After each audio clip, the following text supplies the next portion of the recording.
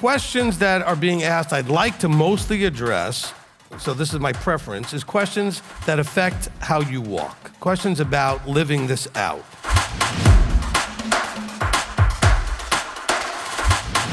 What he's always told me is, tell them that if they're doing what they're supposed to be doing, they'll be where they're supposed to be.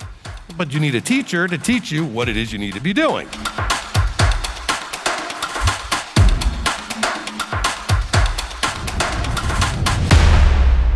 Welcome to Zone 1.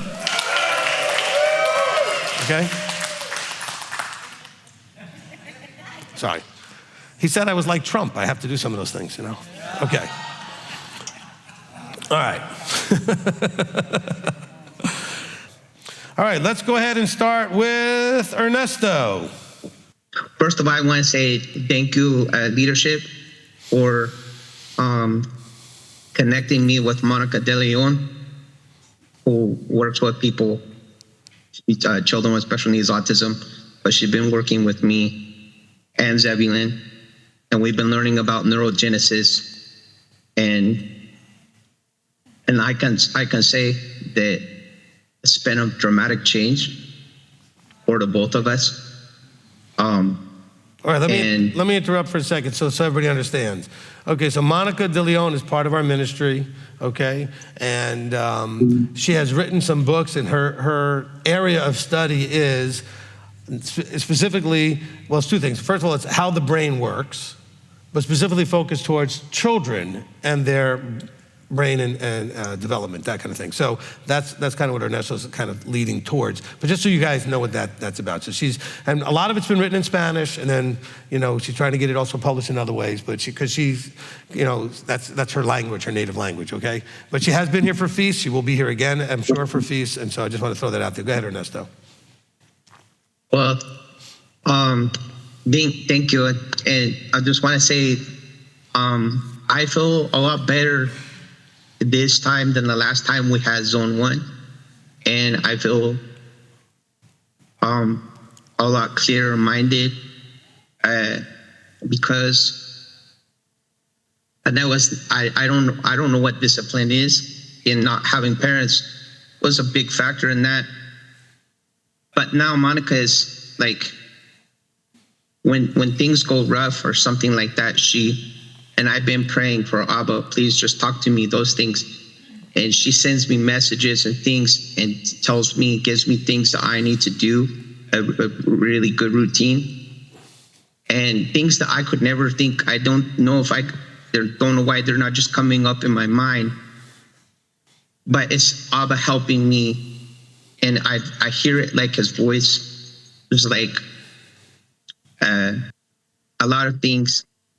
And I've been very excited lately, so I'm kind of trying to contain myself a little bit. So I want to say, Rabbi Steve, that Zebulon and me, we both love you. And I want to say that I'm sorry for, most times I don't mind being called a pendejo, but I'm sorry for being a pendejo.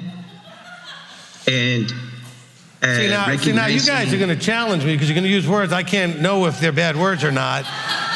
Well, it just means like an asshole, but if you use, instead of the K, use both S's. He said ask hole. Oh, just so you're clear, because he asks a lot of questions. Okay, ask hole. There you go. Yeah. Just so we're clear what he said.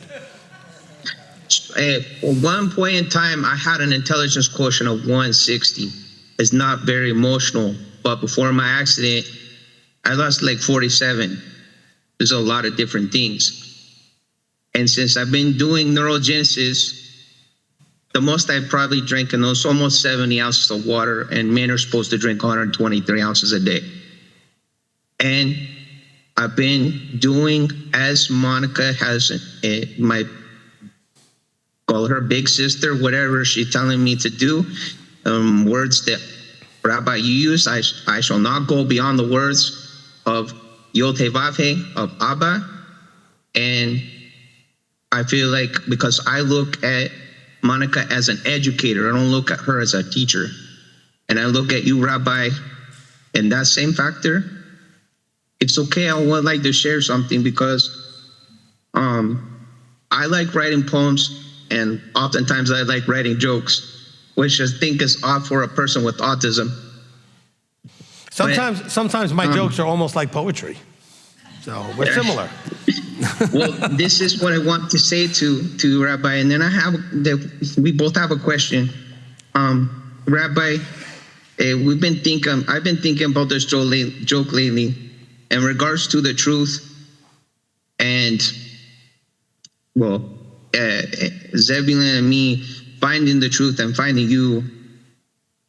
I believe this joke fits well. So I made this up because I feel like the world dumbs us down and wants us to be blind. So here goes. What did the rabbit say to the monkey who was eating bananas? Okay, what did the rabbit say?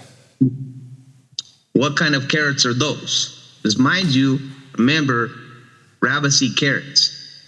Now, what did the monkey say back? Okay. What else could he say? What, are you blind? These aren't carrots, they're bananas. So thinking about that, Rabbi, you're the wise monkey. Just going about your thing, you're doing your thing, and us rabbits who have been blinded to Christianity, like everything, especially in this country. Our eyes have been so mushy, like bananas be mushy. And I have to say that when Zebulun and me saw your first thing online, it was like wanting to ask that question. What kind of carrots are those? And switch that around and say, well, you haven't been eating carrots. You've been eating bananas, and you've been accepting that that's what this is when it's not. So, Amen. So basically, and here's something funny too, because I love how you were being personable last night, and you were talking about Robertson, and we was thinking, because you're not a mushy banana, you're like a nice crisp carrot for the eyes. If that's one of the reasons why Robertson was so attracted to you, because you're this nice crisp carrot. And because you seem to have no fear to just say whatever's on your mind. Amen. And I can appreciate that. And by the way, if we could tell one of these days, we'd like to tell Brianna that her song, Do We Trust You Enough? And it's incredible. Yo Te Baje. Those are Zebulun's of my songs. Because now we know who we need to trust. And since, before any of this, I started doing my ancestry DNA test, and my 7th great grandfather, Avner ben Yisrael Iser Katz, which is Kohen Sedek. We was looking into all those things, and I remember Rabbi said, none of that really matters, because we all are children of Israel if we choose to be, like Ruth. And so, Rabbi, I'm not very good at making friends, and sometimes it's even harder to be close to family. But I have a young man here, and I look at him as like 5.0 of me. So we just want to tell you, Rabbi, that it's like having our eyes open, and we're either going to take that carrot, and like I think Elder was talking about today, or we're going to feel comfortable with that mushy banana. And we accept you as you are, and we love you. We don't know how you feel about us. That doesn't mean a whole lot. It does. No, we love you. We love you. We love you. I think for the most part, even when you call me a monkey and a mushy banana. Well, who do you think lifted we love up, you anyway. What's his name? What did you see? The Lion King? And the wise monkey goes like this? I could just see you picking up Zebulun who says, welcome to the family. There you go. All right. Well, thank you, Ernesto. Appreciate it. We had two questions I wanted to ask. One, I have a question and Zebulun has a question.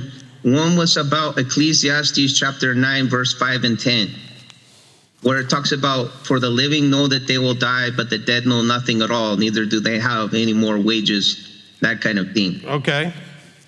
Because I want to be able to explain to my son certain things, because obviously the flip side of the coin wants to say this or that. And I want to hear from our anointed and appointed how you should answer that question. Okay. As far as Ecclesiastes 9, verse 5 and 6, is that what you're saying? 5 through 10. 5 through 10?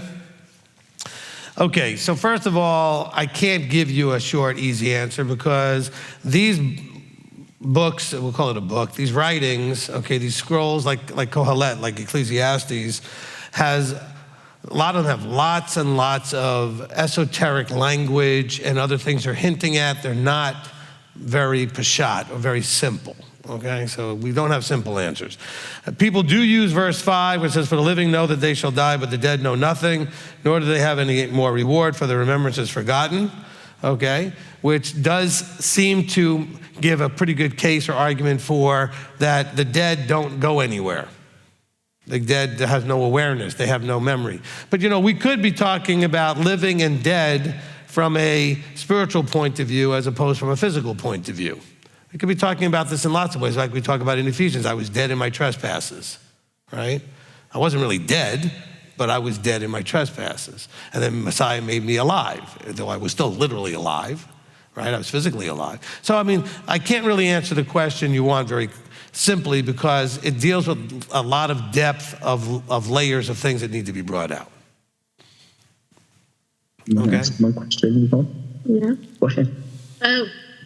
Can I do like the pesa and stuff? Oh, because he's under my covering, yeah. Yes. You can still do all of that. Thank you, Rabbi. We would like to, if it's something that you see is appropriate, at one point when Zebulun's here at a good time, if it's summer, whatever, if we could kind of get some counsel a little bit. Sure, just get on the schedule. That's not a problem. Gotcha. That Monica de Leon's program has really been helpful to us, and I hope that other people will probably see that too, because I think Monica expressed to me that you said that neurogenesis is definitely a part of Torah, something to that effect. I don't want to take words out of her mouth or put words in yours, but there was a part of the last conversation I had with her where whatever we were talking about in relation to neurogenesis, I did say was in line with what Yahweh's doing and what Torah says. Yes, that was part of a conversation we had. Well, Thank you for putting up with me and for helping me find a place where I can get the help that I need. All right, well, good. Shabbat shalom, everyone. Shabbat shalom, and don't confuse those carrots and bananas. Okay. See, and if he's right, then you guys shouldn't be upset when I monkey around. So, and with all of those things that he said and all of your brains went into wrong places, I think I pulled a muscle and didn't say anything about all of the references that were in there. Okay, so I was going to call on medical to come and help me because, okay. And shame on all of you because I know where your brains all went. Okay? All right? Because I know what you guys all did. Talking about carrots and mushy bananas. I know where your brains all went. All right? All right. Good. All right, let's go now to Angie Stone in Pennsylvania. Your name was brought up in the last zone meeting.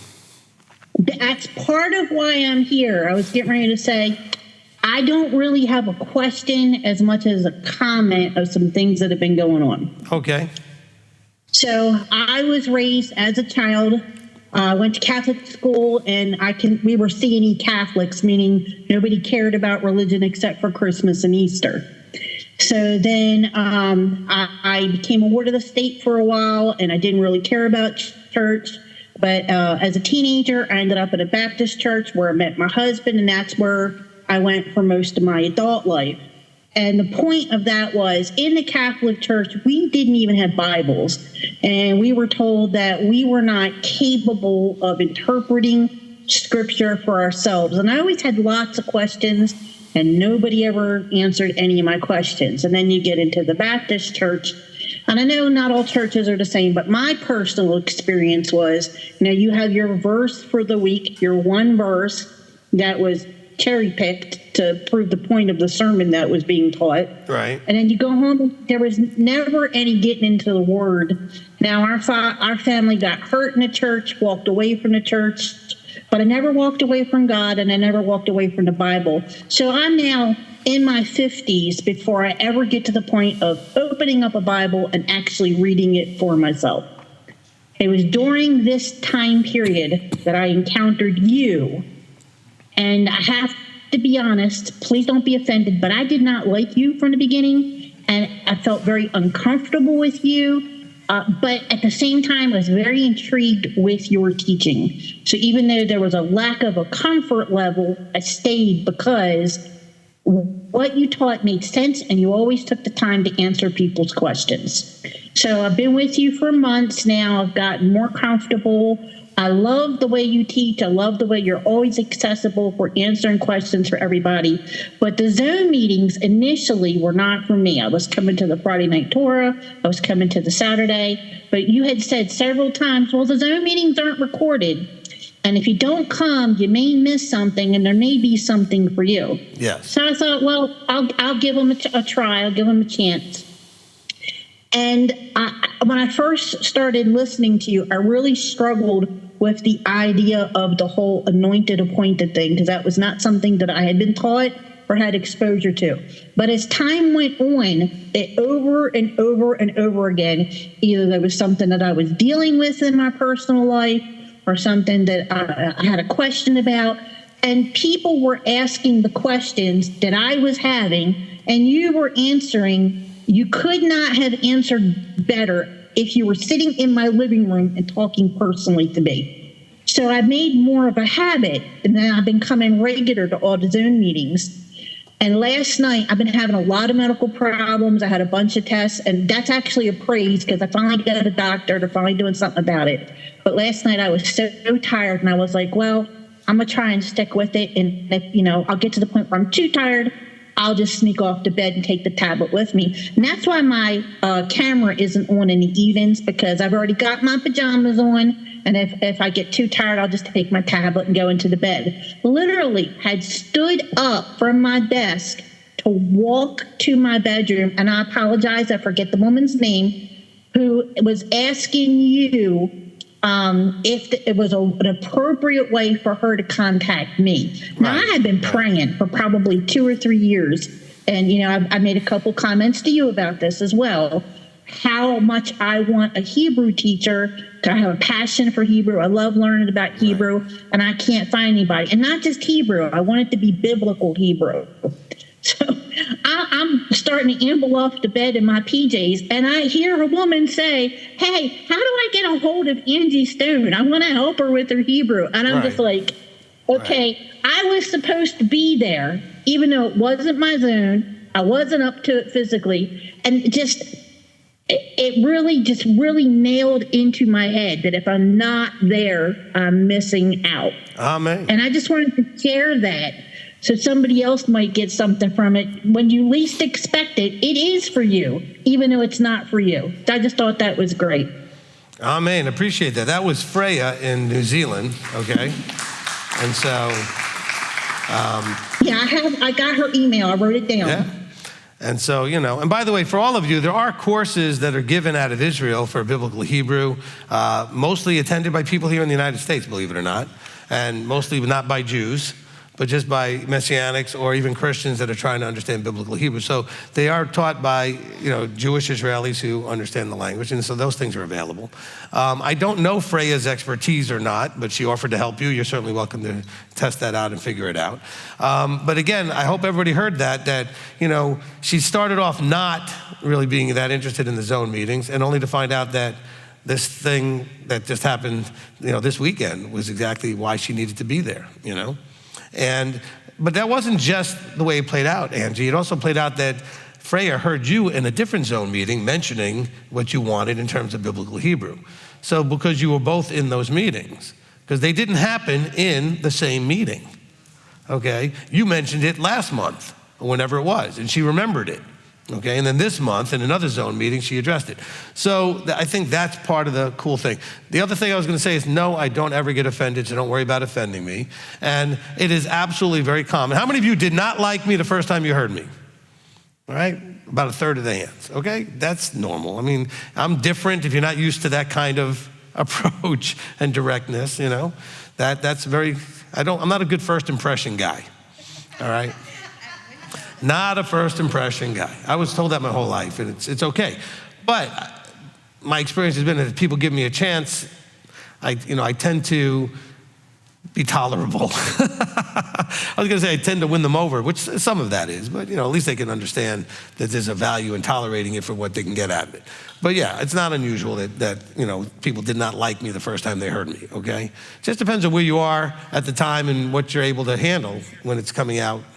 Like trying to drink out of a fire hose, it's a little bit tough, okay? Now, all right, so thank you, Angie. You can go ahead and leave the room, and we'll go now to John in Cincinnati. What's up, John? And I got to say, I enjoyed you the first time I saw you. I was you reminded me of somebody, but mainly you reminded me of New York. And I was like, and then I found out you were from New York, and I was like, yep, that's what I like. You reminded me of a few bosses and some friends. So,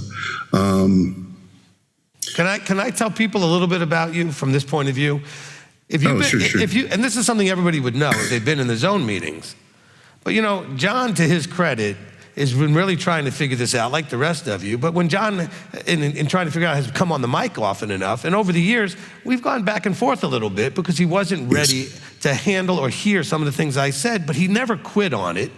He never left over it. But if you guys were in those meetings, you saw him struggle with some of the things that I answered in terms of receiving those answers. I mean, but John has stuck with it, and he's figured out, and he's come to agreement and all these other things. But some of you would have gotten on a mic, got that pushback or whatever answer, different answer that I gave, and maybe just said, he was not nice to me, he was mean, and I never was any of those things. But John struggled because he just couldn't quite piece whatever I was saying together where he was at that moment. yes. But you guys have all witnessed that, and he's still here, and he's still growing, and I'm proud of him,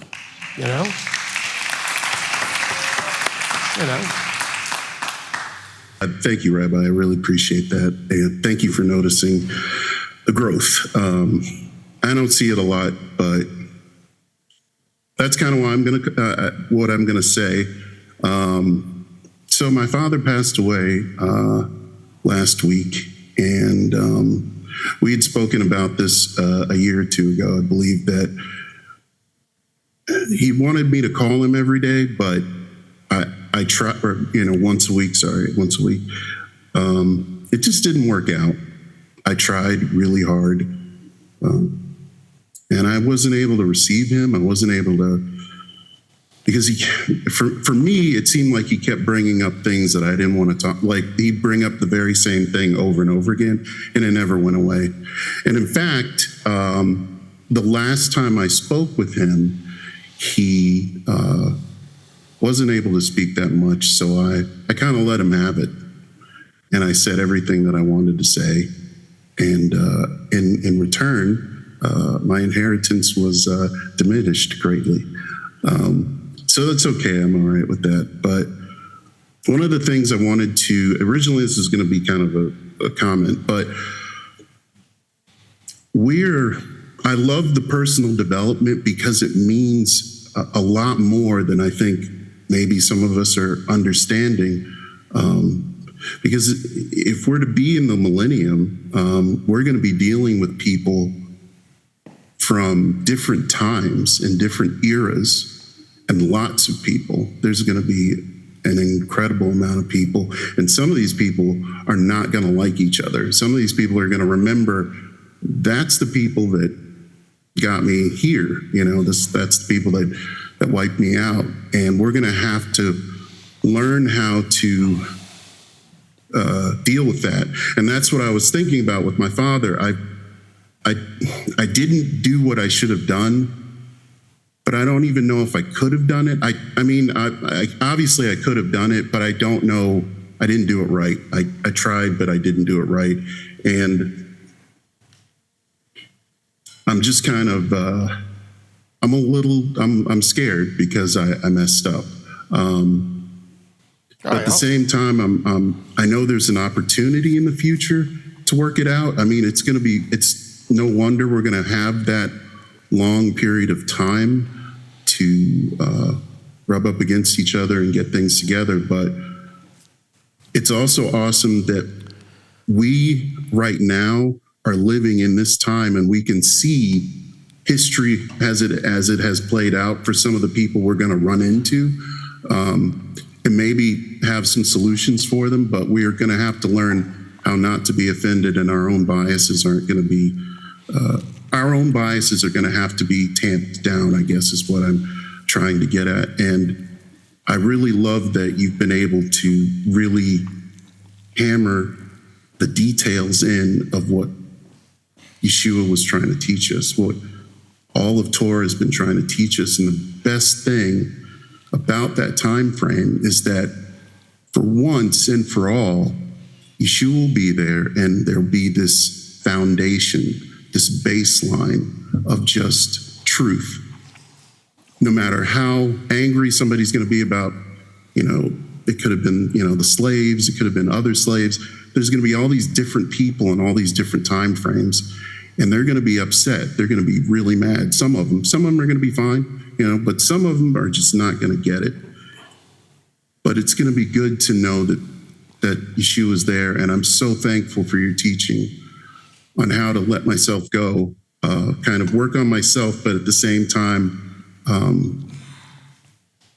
deal with other people. I'm going to have to learn how to deal with other people and rise above my own personal feelings. Because, you and I do not agree politically on lots of things, and but I'm okay with that. Like, it doesn't bum me out, because I know that's not who you are. I didn't come to hear that. But if that's who you are, that's who you are. But your teachings that's what's changed my life. Right. That's what's changed my existence. I mean, there was pain, unimaginable pain, regret, and guilt that I have had over the years. And the answers that you provided and I know this is for everyone who's listening, have set that weight off of my shoulders. And I know I say this to you every time, but it's so true, because I can't not say it, because it's the truth. Whatever however people believe, and I've talked to Rabbi Tom about this too. Rabbi Tom has actually helped me with a couple of issues that were, to me, extremely alarming, but he got me through it, and the Father, Yeshua, everything it played out, and I was able to make it through it. Sometimes I'm really disappointed in myself, because I just want to know if I'm going to be forgiven for that, because the situation with my father and my family now is going to have the funeral on a Saturday.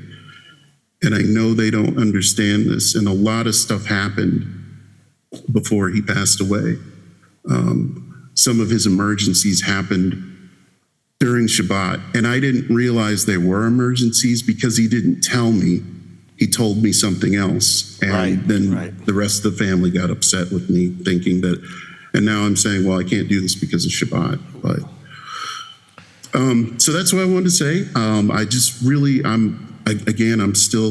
want to get out there as soon as possible. I'm still financially messed up. I'm still not in a great place, but I'm going to try my best to get out for Pesach, but definitely Shavuot. That'll be easier. But All right. I just wanted to say that and thank you, and I'll listen for your response. All right. Thank you, John. Okay. So first of all, I think everybody needs to understand something. I think he brings up a really important point. Okay. You are a completely different person in some ways than you were yesterday. So the you that made whatever decisions were made when you did X, Y, or Z that you're not proud of and you're ashamed of, whatever, is not necessarily the same person you are today. So when you ask about, can you be forgiven? Well, you or the you that did that doesn't exist anymore? See, that's kind of where you have to understand. Yahweh can forgive things that you no longer, it's not you anymore. You changed. You're not that person. If you've changed, you're not that person. All right, I think that's important that we understand that. So, all of us have things that we regret because of who we are now, looking at who we were then. But you got to remember, you did what you did because of who you were then. You were not who you are now. You couldn't make a different decision because of who you were at the time. You made the decision that the you that existed at that moment made. And you can't look back and go, that was so dumb. Well, you didn't think so back then because you were not the same person that you are now. It's a very important distinction that you got to get a hold of, all right? The other thing is, for all of you that may be in a situation like John, John did mention that, he got the opportunity and took the opportunity to tell everything he needed to say to his dad, okay? Good or bad, he got to say what he needed to say. And he said that it may have cost him some of the inheritance. Look, what I want to say is this. Getting out, for good or bad, because maybe some of you need to say some nice things to somebody that you just have put off and just never said. There's no price that's worth not getting that out, okay? Because had he passed and you never said you may have been tortured by that for a long time of saying, man, I just should have told him what I really felt. And you'll regret that. Whether, again, good or bad. There are people you're going to wish you had said, I love you, and really conveyed that. There are other people who say, I really should have given them a piece of my mind so they understood what they did to me and how I felt about it because I needed to get that out. So I'm not saying there's a right or wrong to any of this stuff. I'm just saying is those things have no price tag, okay? So when you say, well, it cost you something, well, it might have cost you a lot more if you didn't say it. I don't know. I know you have some regrets and wish that but the person you were at the time needed to do that. Do you understand? The person you were at the time may have needed to do that, or you might be in a different place today if you never got that done. Even though you may still regret that you did it. But that regret's not necessarily remotely how bad you would feel had you never gotten to get it off your chest and say what you needed to say. Because you need sometimes to do that. So, don't look at these things as very black and white. They're not so simple, okay? They're just not, all right? What I would say is anything you need to say to anybody that you might regret never getting to say, you go say it. Because you don't know when you're not going to get that opportunity and that's going to all go through and this person's just not there. And I mean that for good or for bad. I mean bad meaning you just needed to tell them, look, you need to know what you did to me and how I felt about it. Whatever it is, get it out there if you need to, if it's a need, if it's going to keep eating away and destroying you. That becomes that root of bitterness. Better you should deal with it not having to go get in somebody's face. But if you can't and you just want that person, you need to know, Dad, that all this stuff that you put me through, whatever it was, okay? And somebody might say, well, that's such a mean thing to do to a person like as they're getting at the very end there.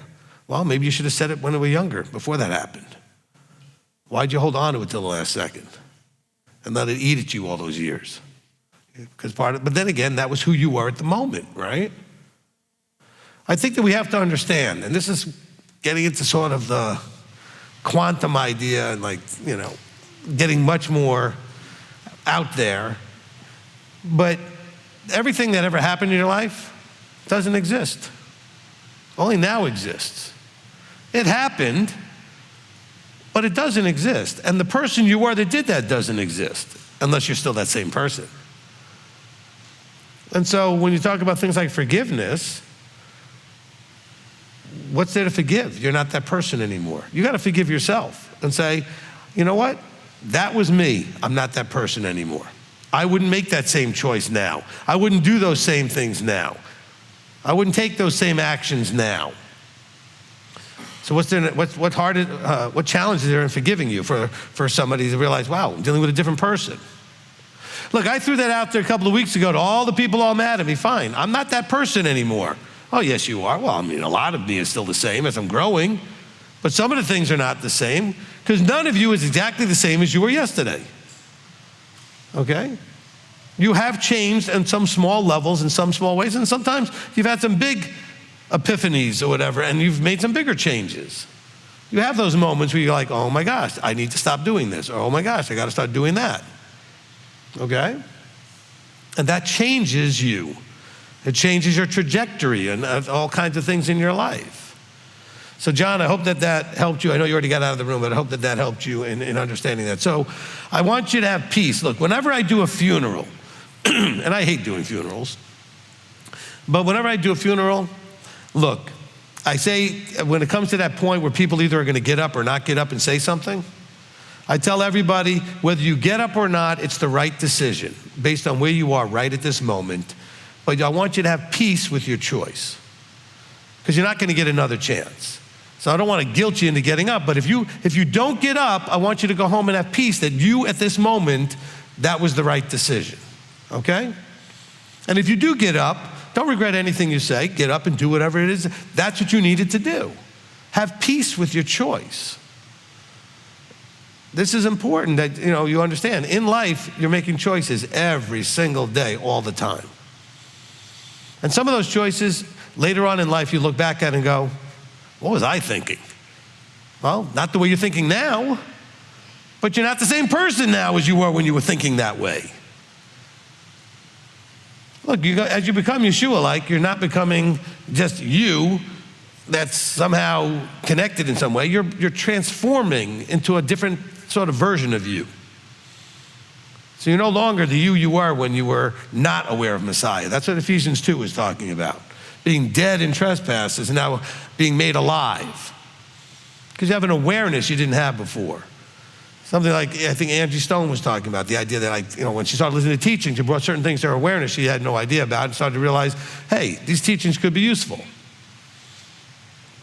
So I think it's really important that we go through that because all of us are going to be dealing with the transition of people going from life into death.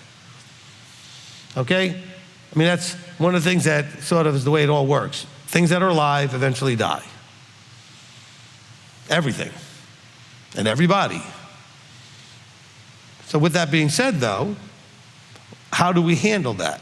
How do we handle relationships that have unresolved issues? How do we handle a lot of things? Okay?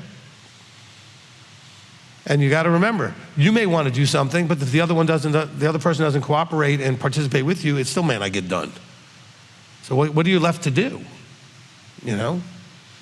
I know people that have unresolved issues and the family member passed away and they never got to say what they needed to say, and they are messed up because it's still there and they can't ever say it.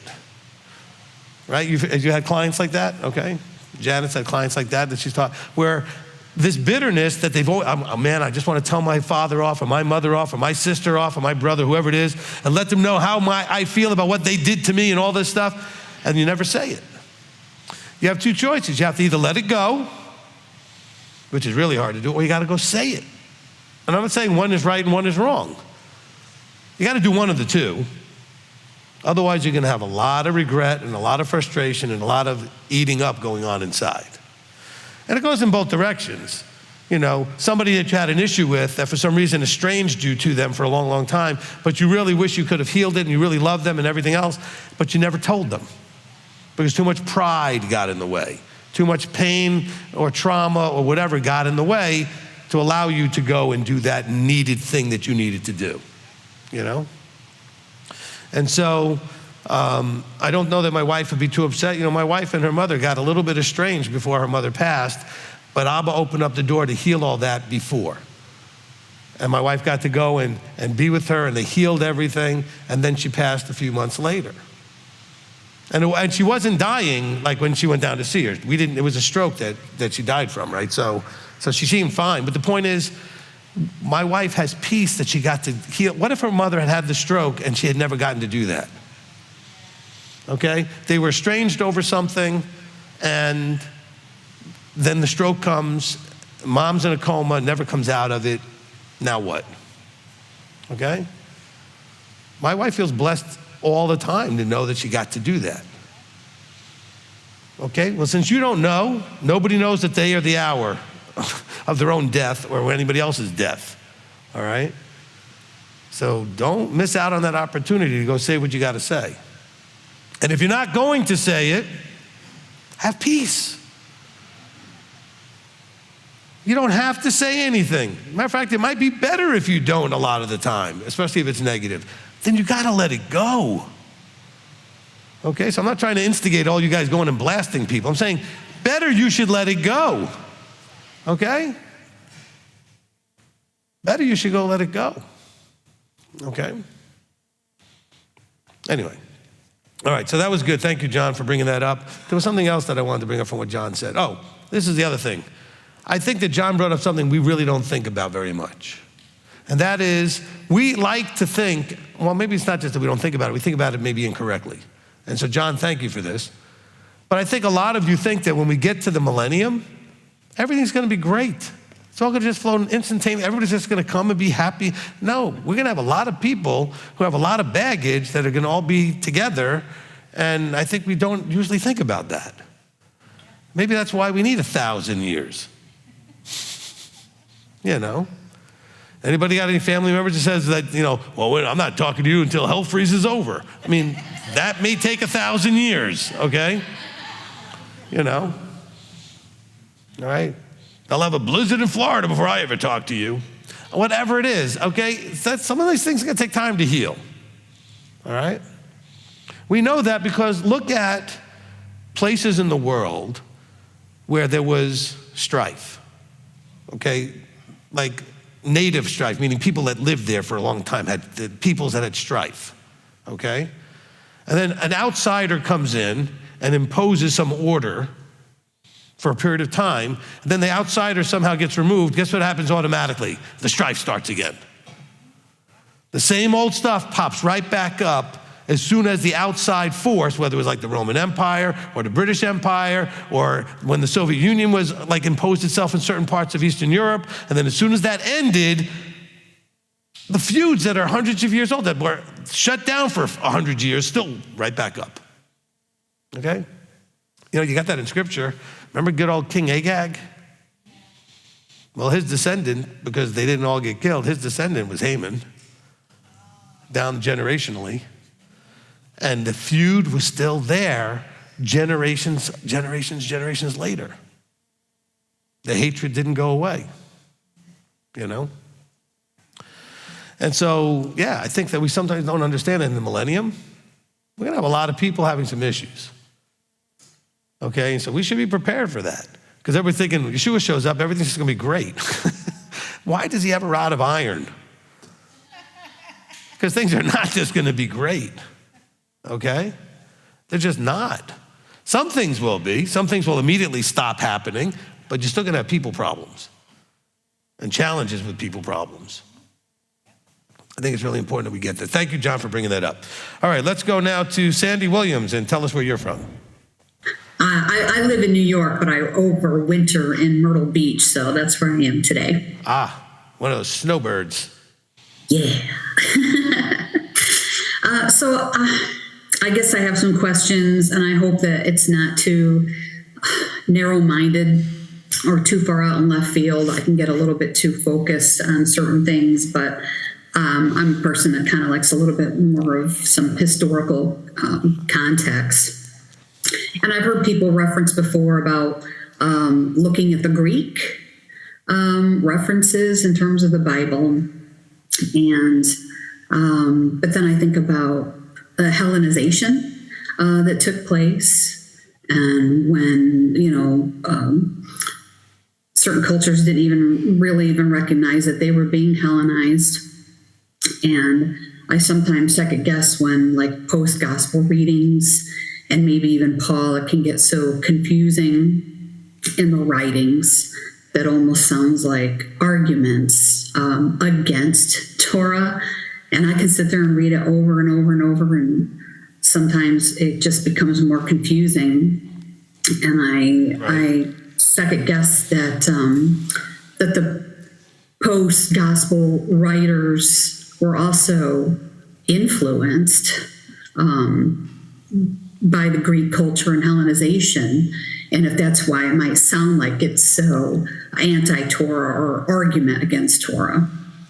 Okay, so here's the problem, and you're kind of got a little bit of it off, and I'll tell you why. We don't necessarily have writers with a problem. Well, of course, we have translators who might have a problem. The writers who wrote originally, I don't think had the problem.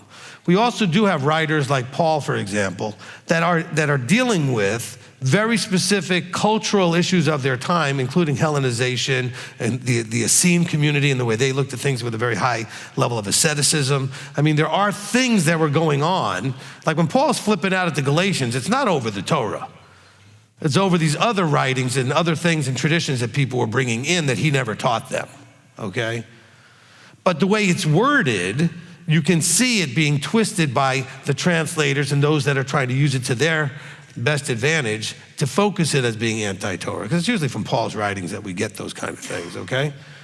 Now, when I say about going into the Greek is an attempt for us to at least make sure that by the time it now gets into English, we're at least getting a reasonably accurate understanding of what the Greek said. That doesn't mean that the Greek is actually accurate at this point by the time it's been through different, transcripts and people transferring it into other documents, because we don't have a lot of originals.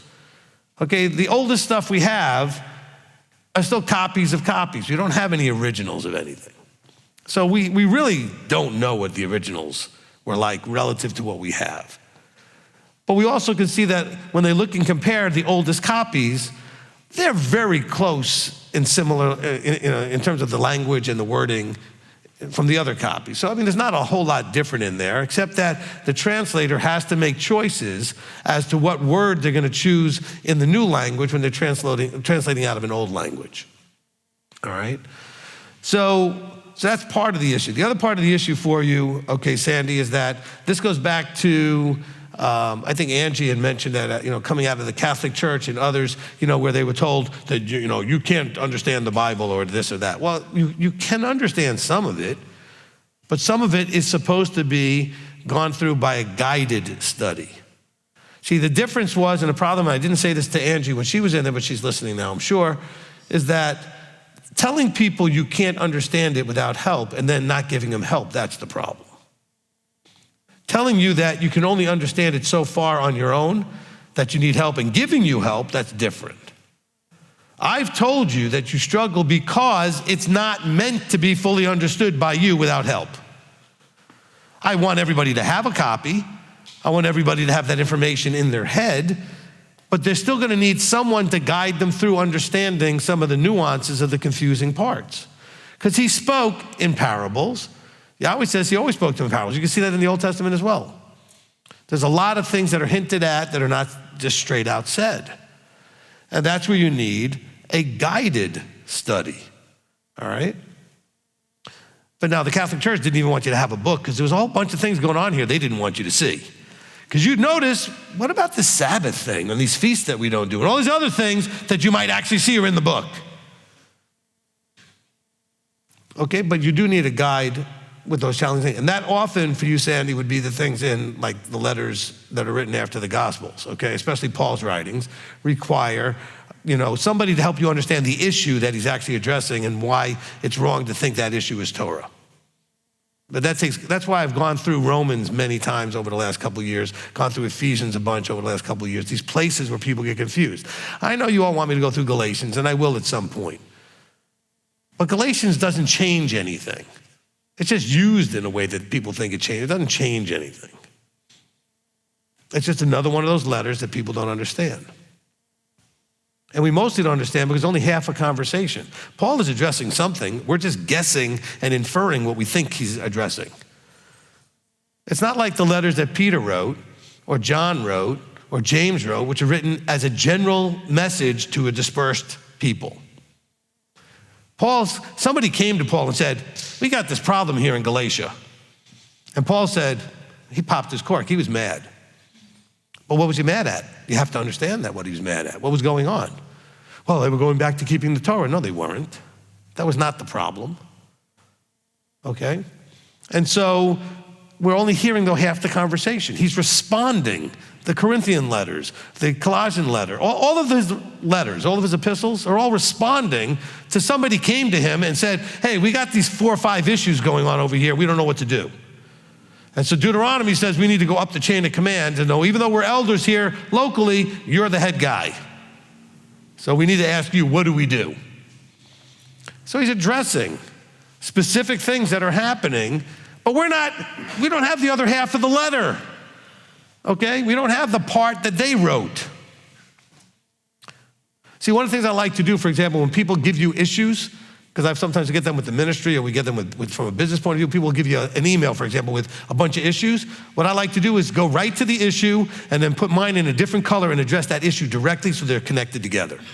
I don't want to just write a few paragraphs that maybe connect to and they might not see the connection. When they said A, I'm going to address A right there in another color. They can see, this is what you said, this is my response. We have none of that in the New Testament. I mean, in Paul's letters in the New Testament, right? We only know his response. Because he's addressing issues. But somebody brought to his attention, either by letter or in person. Okay, so that's part of the problem there. Okay? Now, so when you're looking at these various translation issues and the Hellenization and everything else, you also have to understand that not only does the New Testament have issues because there were those with influence, well, let me rephrase that, those that were under influence, okay? Like you're saying that some people might have had some Hellenization influence, the Greek influence, okay? You gotta remember, there's a lot of influence in those writing the Old Testament or translating the Old Testament as well over the generations. Okay, once Messiah showed up, the Masoretes had a very strong agenda to hide anything in the Old Testament that hinted at him. And so there's agendas playing out. And we're stuck with the translations we have, which are not perfect. Before everybody has a meltdown, I didn't say the word wasn't perfect. I simply said we don't have that copy, all right? The word as originally delivered was perfect. Do you have a copy of that? I don't think anybody has a copy of that. We've got something that people have translated out of other languages and given us the version in the language we speak, in this case, English. Other people have it in their countries in another language, whatever their language is, okay? But this is not perfect. The original message was perfect. But this has been handled by human beings. And human beings have been influenced by all kinds of factors, like Sandy, you were saying about Hellenization. But I don't think the writers are the problem. That's kind of what I'm trying to tell you. But those that had to translate later were the problem. Like, I don't believe for 1 second that John, okay, the beloved apostle, would ever have said in his letter, in his gospel really, in his gospel, the feast of the Jews this or the feast of the Jews that was coming. There's no way. John was Jewish, talking to a Jewish audience. There's no reason to put that in there. Now, there's a reason why the Romans wanted to put that in there as they started translating this later, okay? Trying to make a point that that was their thing, not our thing, as the Catholic Church came into existence, etc., right? So you can see where that gospel got handled and manhandled. But I also have to believe, and this is your challenge, all of you, that there is a creator God that is fully sovereign and in control and made sure that we can get the message out of this book, even though it's been tampered with, okay? And I'm telling you, it's been tampered with. I'm not gonna sit here and try to convince you that it's perfect. But the perfect God made sure we can get the message from it. Does that make sense? And that's where Ephesians 4:11, teachers and prophets come into place. who are getting downloads and being inspired to help you unravel the confusion that man has done to this message. You don't have to believe all that, but I think that's exactly what Paul's talking about. Because he says you need these guys so that you're not just tossed about by every wind of teaching. So they're there to settle the confusion and straighten things out so that's clear. Now, of course, he also said those guys would be available until we become in the full, complete unity of understanding, belief, and stature of Messiah. That hasn't happened yet, so they should be available if you believe Paul at all. Which means that even though it's 2,000 years later, that those fivefold guys should be around somewhere. Some of you guys think I'm one of them. Great, that's fine. Then treat me like that. By treat me like that, I don't mean like do anything for me, but I mean listen, receive like I'm one of those guys. That's what I mean by treat me like that. Show the proper respect for that information being anointed. Now, if I'm not, why are you here? Go find those guys. I have no problem telling you to go find those guys and leave me. If I'm not it, then you need to go find one, because I believe that's what Paul's saying. So you need to go find those roles somewhere. The teacher, the prophet, the evangelist, the shepherd, the apostle. Go find those things. Not 5 different people. It could be one person doing all of them. Okay? But go find that, especially the teacher, prophet that you need. Prophet meaning someone who speaks with authority about the things you should be doing, that you know you should be doing, but you're not doing. Who does this to you? Says, come on, let's go. Prophet's like a personal trainer for spiritual things. Okay? Because most of the time, a personal trainer is working. Do you ever notice that, like, for example, maybe you're looking on TikTok or social media and you see somebody, like one of these actors or actresses, that their role requires them to be in this tremendous shape, and every one of them has a personal trainer. Do they not know how to work out? They all know how to work out. If I have you going to the gym and trained you at least a little bit, and you go consistently for a year, you know how to work out. So why do they still have trainers? Because the trainer's gonna be like, come on, one more, let's go, you can do this, right? That's what a prophet does. Prophet's not talking to people that don't know. Teachers are talking to people that don't know. You don't know, so let me teach you. Prophet says, you know, but you're not doing. You're not doing it right, you're not doing it enough, you're not doing it with the right heart. Something needs to be, come on, let's go, you can do this, right? You guys need all that. And then those roles include that teacher part and prophet part that helps bring clarity with authority to the confusion. And don't tell me that any one of you read this from cover to cover and wasn't confused at some point, not with all of it. But don't tell me there wasn't parts in here, and there are still parts in it. How many of you still have parts you're confused about? If you didn't raise your hand, you're lying, okay? Okay, there's still parts of this book you don't understand, okay? Now, it may not be the halakhic stuff that you need to do in your life. Maybe you figured most of that out. But there's still stuff that happened in this book that you don't understand. You know what? There's still stuff in this book I don't understand. I know it happened.